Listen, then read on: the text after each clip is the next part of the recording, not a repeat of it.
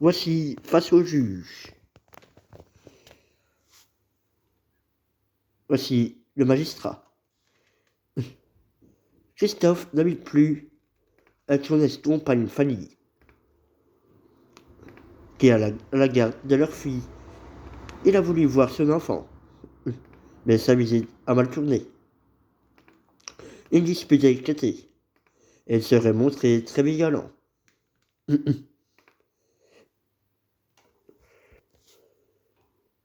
Qu'est-ce qui s'est passé, monsieur? C'est ma petite fille qui m'a sonné. Elle voulait me voir, en fait. Et comment je vais dire, je suis parti à la maison, à la cité. Et la porte était ouverte, je suis rentré dans la maison, j'ai vu la petite, elle est venue dans mes bras. Elle a commencé à me donner des bisous. La petite, parce qu'elle était très contente, hein, de me voir. Et, et après, on s'est disputé. Ma copine m'a poussé. Et je lui dis, écoute, laisse-moi voir la petite. Et je lui dis, écoute, laisse-moi voir la petite. Et après, je l'ai poussé dans le fauteuil. Et puis, je n'ai plus rien fait. Vous n'auriez pas un peu à l'attraper? Attraper? Mais je l'ai pris, je l'ai poussé dans le fauteuil. Et c'est tout, elle est tombée dans le fauteuil. Le coup et tout, non? Non, ça je ne l'ai pas fait, ça je ne le ferai pas. Et vous étiez le bienvenu dans cette maison, monsieur, ou pas? Oui. Je sais même pas pourquoi elle a pété un câble. Vous étiez le bienvenu et vous accueillez madame hier.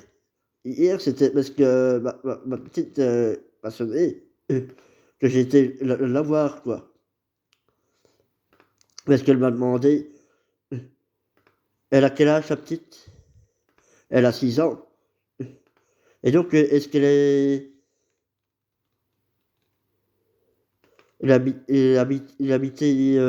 donc, elle a le droit. C'est elle qui a le droit de faire rentrer des gens chez sa maman.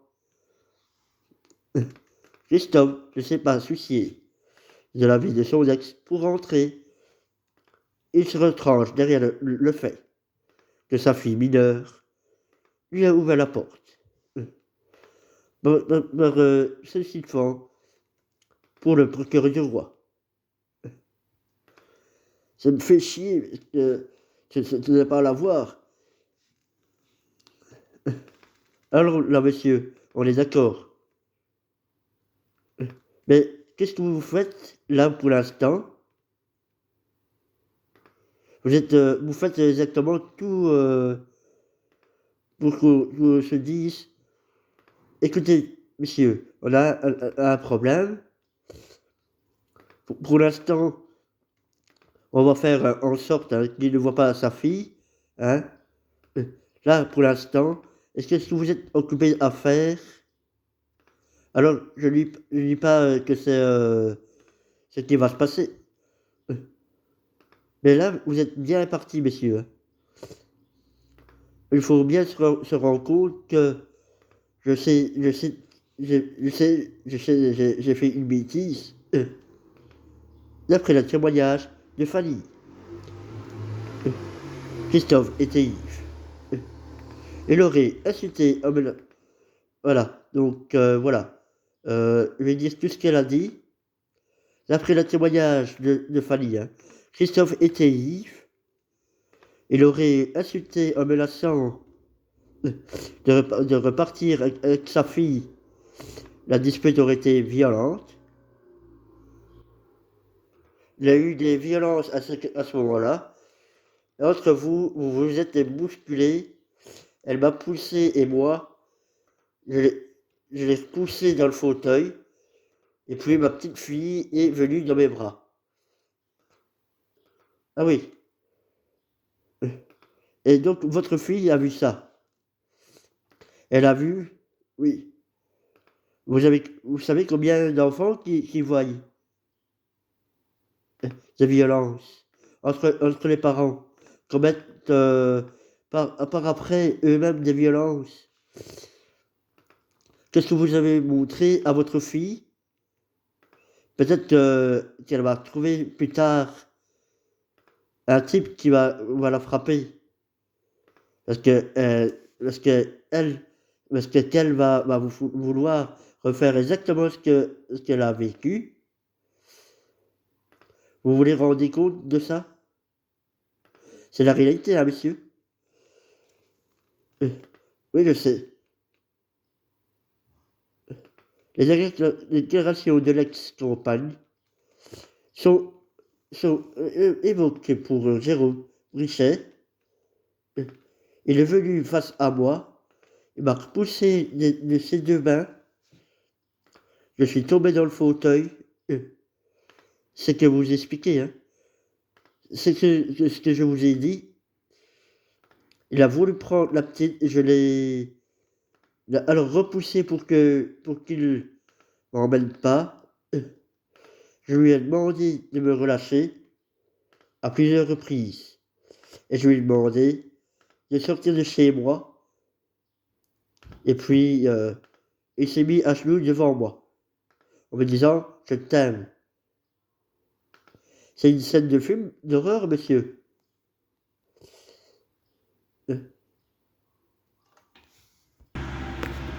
Voici le tribunal de police de Verviers. D'une façon en matière de roulage, vous vous êtes en fichier de tiers, comme du car, vous avez déjà 23 condamnations de police, 23 condamnations à 42 ans. Oui, à 42 ans, ça veut dire que si tout va bien, il y a 24 ans, que vous avez un permis de conduire, ça veut dire qu'en moyenne, une fois chaque année, vous passez devant le tribunal pour une infraction au code de la route. Pour le juge, quand c'est trop, c'est trop. Alors, madame le procureur du roi, et le procureur du roi, et également de ses amis, je pense que monsieur, c'est un danger public, et alors qu'on est déçu à vie. Ben, on décide de reprendre l'entreprise de dépannage. Est-ce que c'est vraiment la meilleure des solutions? Je ne pense pas. Alors, monsieur, vous dites il y avait deux personnes qui conduisaient pour vous. Excusez-moi. Mais vu vos antécédents, je permets d'en douter. Je ne vais pas refaire le tour des antécédents, parce que ça va nous prendre 10 minutes. Donc, ça fait déjà 14 ans que monsieur est condamné à des peines d'emprisonnement en roulage. Enfin, c'est ce que je vois. C'est l'emprisonnement en roulage. Enfin, c'est quand même pas dans tous les dossiers, ça ne sert à rien. Vous avez eu des peines de travail, vous avez eu des échéances, vous êtes en déchu à vie, laissez parler madame. Vous aurez la parole après. Et malgré ça, ça continue. Et elle considère que manifestement, le prévenu n'a pas conscience de la dangerosité de son comportement. Elle me demande une peine d'emprisonnement d'1 an et une amende de 1 000 euros. Voilà, ce sera une mention de plus. Dans le casier, mais... Monsieur, qu'est-ce que vous avez à me dire pour votre défense? Bah écoutez, là j'ai bien compris, je suis propriétaire, j'ai acheté une maison avec ce camion-là, mais je me suis fait arrêter à Bruxelles, je viens d'avoir plus, au moins 20 000 € d'amende. Dire que j'ai pas compris, c'est pas vrai. Voilà, j'ai ma maladie qui se dégrade de plus en plus. J'ai ma mère j'ai ma maison. J'ai plusieurs facteurs qui font que je ne prendrai plus le volant, ma maison. J'y tiens, je ne veux pas qu'on vende ma maison. Quand même, on a toujours compris. Alors, on a toujours compris, c'est pas bien tout ça. Et moi, je dois vous croire maintenant. Vous dire que, oui, monsieur, maintenant, tout est bien, il ne va plus rien faire de travers. Monsieur le juge, j'ai vraiment compris quand j'ai reçu la note que je dois payer à Bruxelles. Je vous garantis que ça m'a vraiment bien refroidi. Et voilà.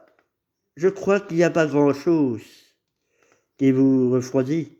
Quand je vois le nombre de peines d'amende, de peines de travail, de peines d'emprisonnement que vous avez cumulées, vous avez accumulé 72 mois d'emprisonnement. C'est pas une façon de faire et il faudra en prendre conscience un jour ou autre. Mais ici, monsieur le juge, je voulais signaler que le jour des faits, c'était la première fois qu'on m'a attrapé le jour des faits. C'est la première fois qu'on vous a attrapé. Oui. Non, je serais bien douté. Donc, on m'attrape. Donc, on m'attrape les autres fois, on ne vous a pas rattrapé. J'ai accumulé beaucoup, et je sais bien. Mais voilà, j'ai compris. Vraiment, quand j'ai reçu l'amende, ça m'a... D'accord. J'ai pris une bonne note. Vous avez tout compris. Oui, franchement, là, je ne veux pas vendre ma maison, monsieur le juge. Je vous promets, je ne veux pas vendre... mais oui, mais quand on ne veut pas perdre des choses, et quand on estime qu'on n'a pas des choses à perdre, eh bien, on fait en sorte d'être dans les clous. C'est pour ça que je reprends le même, monsieur le juge, et que, oui, vous êtes repris en main. Monsieur le juge, je vous promets que c'est la première fois et la dernière fois. Pardon? La première fois et la dernière fois. Vous avez dit ici que, oui, vous dites ça sans rire. Dernière. Que vous le disiez sans rire, encore bien. Première, quand on a 29 condamnations, on a au casier judiciaire,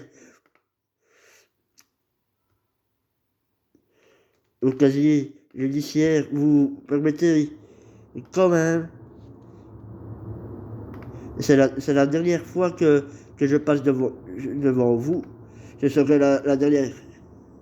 Voilà, parce que voilà, j'ai vraiment devant moi, c'est possible que ce sera la dernière,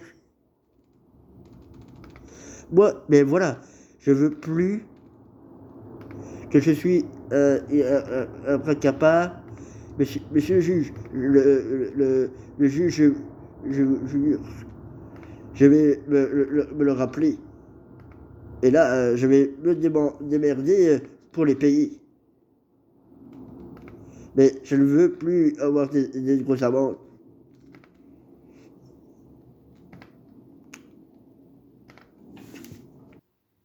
Mais je ne veux plus avoir des grosses amendes. D'accord? J'ai compris. Ici ma femme, si je vais en prison et tout ça, elle va jamais. Monsieur, ça fait au moins 4 fois que vous me dites la même chose. Donc, rassurez-vous, j'ai encore une faculté de compréhension qui me permet d'avoir assimilé. Est-ce que vous avez voulu me dire, ou ce que vous m'avez dit est répété? Donc là, c'est très bien. Donc, on va rester là. Si vous voulez, bien, puisque vous avez manifestement pas d'autre chose à me dire, et je vous dirai dans le jugement. Je vous dirai dans le jugement ce que j'ai pensé de tout cela. Voici le tribunal correctionnel avec le canard. Dites-moi un peu, vous étiez aussi attablé à cet établissement. Ça m'arrive d'aller voir des copains et boire un petit verre avec eux. Bien sûr, oui. Comme tous les dimanches, on regarde le match ou quoi. Et ce jour-là, j'ai rien compris, quoi. Donc, vous étiez assis à un tabouret et monsieur vous a poussé. Ce n'est pas pour l'enfoncer. Moi, je vous dis que c'est passé. J'étais assis et il m'a poussé. Et je suis tombé. Et au moment où je me suis relevé, j'ai vu. Il m'a jeté un verre au visage. Et j'ai eu l'occasion de parer le coup. Mettre, mettre mes bras. Donc j'étais un peu ouvert ici et là. Et puis quand je me suis relevé, il y avait plein de verres. Donc j'étais en short et en t-shirt. Et c'était au mois de juillet et il faisait beau. On allait boire un verre pour se changer des idées, quoi. Mais, mais pas pour ramasser un verre. J'étais en plein de sang et je suis rentré à l'hôpital à 2 heures. Et ma femme, elle me voit et elle me demande qu'est-ce qui s'est passé. Elle me dit tout de suite, on va à la police. Il aurait eu, elle m'a dû aller à l'hôpital pour se faire recoudre. Il réclame 84 € pour les frais médicaux. Thierry connaît ses torts et tient à le réparer. C'est purement ma faute. Donc il était tranquille. Donc je voulais sincèrement m'excuser. Excusez-moi. Asseyez-vous pour éviter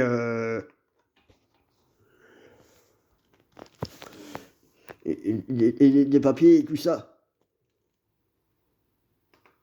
Non, mais voilà. Non, non je veux dire, je n'ai pas besoin de lui rajouter encore. Non, mais On s'en passera des 83 ou des 85 €. Mais je te pardonne. Tu as demandé ton prison devant. Tu as demandé de prison devant le prison devant le président. Je vous pardonne et j'espère que ça ne se prendra plus jamais. Et c'est tout ce que je vous demande, je vous souhaite. Vraiment, c'est non. Prenez soin de vos enfants, hein. Prenez soin de votre vie et de votre avenir. C'est tout ce que je peux vous souhaiter. Vous êtes quelqu'un de bien. Voilà, Monsieur le Président. Le tribunal est content de pouvoir constater que l'audience peut avoir cette vertu d'entendre ce qui a été dit. Ce qui a été dit, un discours assez fort pour quelqu'un qui a été, on peut le dire, agressé sans raison. Et le tribunal vous remercie de votre présence. Et je pense qu'en ce qui vous concerne, peut-être que ce genre de discours devrait quand même faire mûrir quelque chose dans votre tête à l'avenir. Je l'ai même. Oui, mais voilà, mais là, maintenant, c'est une chose. Mais ayez peut-être cette petite musique et que vous a chanté Monsieur en tête.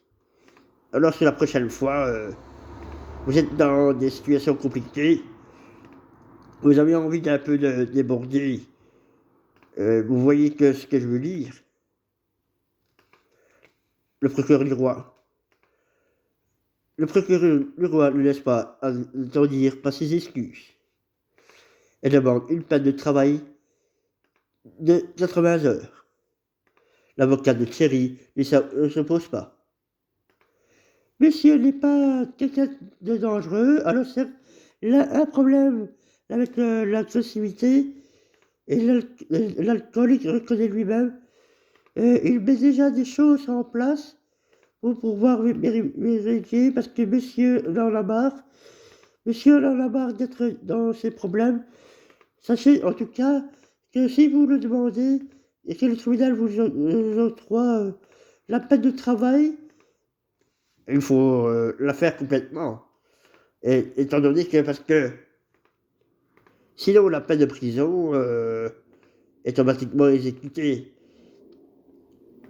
Donc si vous ne faites pas la peine de travail, on vous conduit immédiatement à Rennes ou ailleurs. Je ne sais pas. Merci, Monsieur le Président.